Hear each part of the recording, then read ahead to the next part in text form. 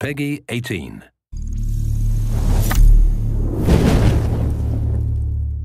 Hello everyone, this is Ryan Bernard, Game Director on Tom Clancy's The Division. And today we're very excited to give you this exclusive walkthrough where we're going to follow a team of 3 players as they move through the Dark Zone. So here we have our group of 3 agents, Ryan, Megan, and Bronson, and we're going to be following them as they enter this very dangerous area in search of some awesome loot. Ryan is set up as the healer for the group, so he's got support skills loaded with Pulse and Healing Grenade. Megan is DPS, so she's got the Seeker Mine and Sticky Bomb loaded up. And Bronson's going to be taking the brunt of the punishment, so he's got Pulse as well and the turret, so he can keep the attention of the enemies during firefights.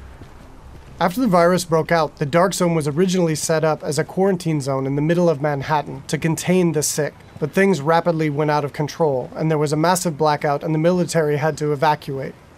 They had to leave their most powerful gear and weapons inside the Dark Zone.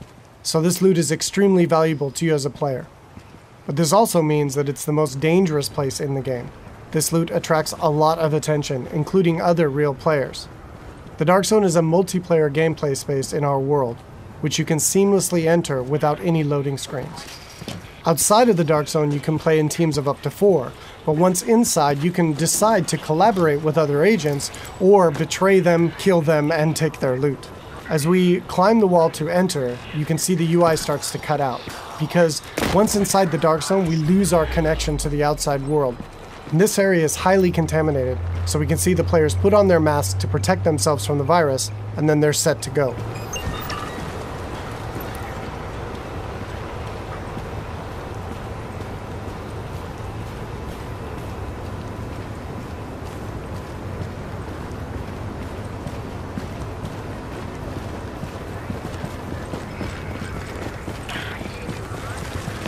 Okay, now we see our group is coming up on some enemies up ahead.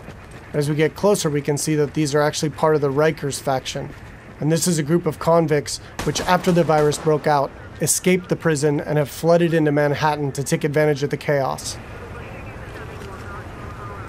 Here we can see Megan does a pulse, which gives the group information about what enemy types and levels that they'll be facing.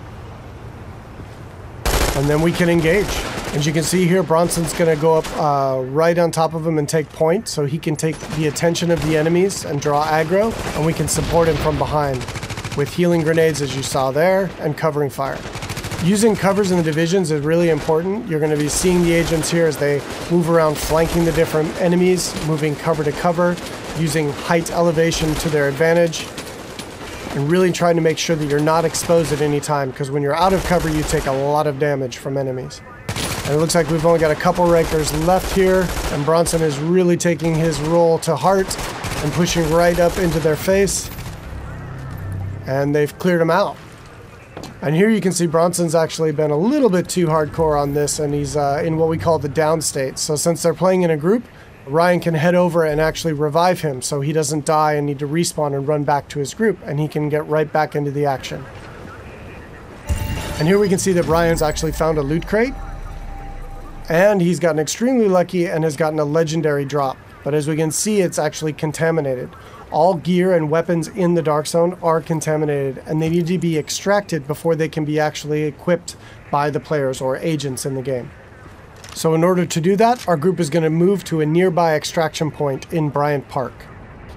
Once the group is inside an extraction area, they'll need to shoot up a flare which calls in a helicopter. Then they need to hold tight for 90 seconds and extract their goods. Alright, now we see our group has come across a different group of enemies, and these are the Cleaners. Cleaners used to work for the city of New York, but they got trapped on Manhattan when the quarantine was declared, and they've lost it. They want to, in their own minds, clean the city from the virus by burning anything and everything in their path, dead or alive. And this group of Cleaners is actually a tougher group of what we call elites in the game. They have much higher health pools and much higher damage output. So our group here is going to really have to work together using their weapons and skills to take them out. Of course, they drop much better loot and give a lot higher experience. We got Ryan seems to have moved up to a kind of a bad cover position here. He's taking damage from the right, and he's got a grenade coming in and he needs to move, and he's too slow. So he's going to need to top himself off with a nice self-heal. Alright, so now we've dealt with the cleaners and we can move on towards the extraction area. But it looks like our group is not alone, and another group of players is in the same extraction area. In the Dark Zone, it's very important to find out player intention relatively quickly, whether or not they're a friend or foe. But it looks like these two are not interested in engaging, so our group's going to continue on and try to get that legendary weapon out. Extraction detected. Proceed with caution. Another team of agents has actually started an extraction, and our group is going to move to investigate.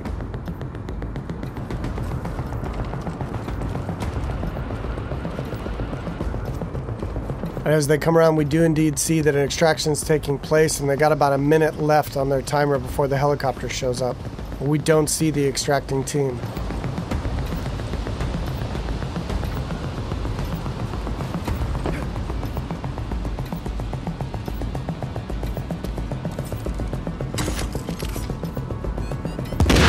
Oh, here we see that the extracting team actually got the jump on our group, and Bronson's been quickly down, and since they engaged on us, they have now been flagged as rogue, which puts a big bounty on their back for a certain period of time.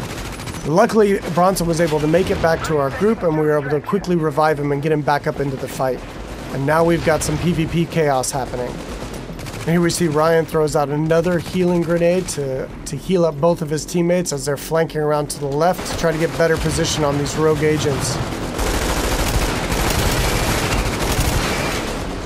15 seconds. Alright, we see Megan's going to throw out another pulse, which really gives us good positioning on their locations. And here we can see another downside to going rogue in the Dark Zone. They have attracted another group of players, which is helping us take down this rogue group. And there we go. And of course, when you die in the Dark Zone, you drop any contaminated gear that you're currently carrying.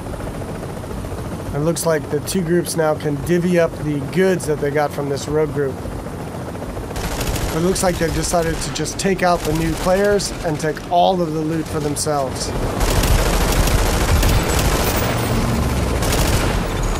You're attacking friendly forces. Rogue protocol initiated.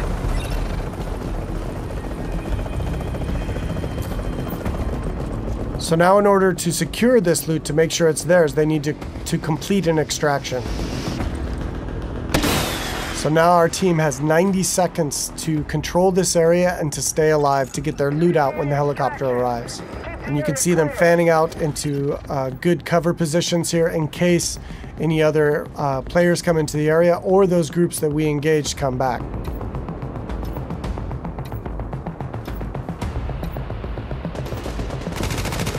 It looks like indeed they do. But now we're set up in really good positions here to be able to take them out. Bronson and Megan are laying down damage from the front line, and Ryan is supporting from behind. And again, it's really important in the game to make sure that you're always in cover whenever possible, and that you're not being flanked by any enemies. Here we see Ryan tossing a healing grenade as he runs past Bronson there. And they're going to focus on these two players here. 30 seconds to extraction. Straight in front of them. Now they got 30 seconds left to stay alive and control the area.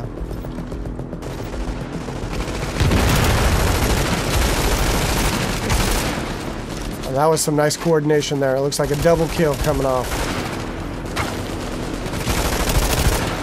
Alright, and they dealt with the other group yet again, and now the helicopters arrived, so they were able to survive and be able to get their loot out, and they'll head back to their base of operations.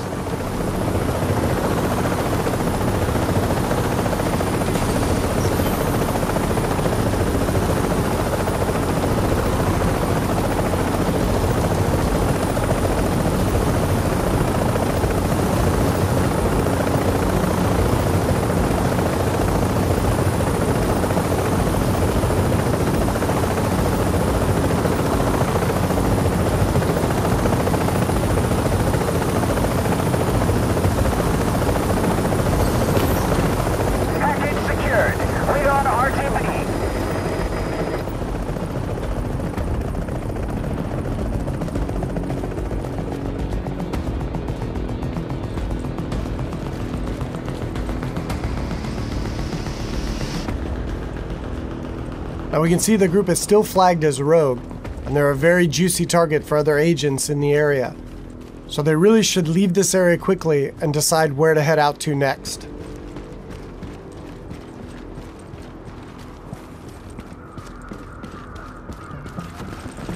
Alright, so that's it for today.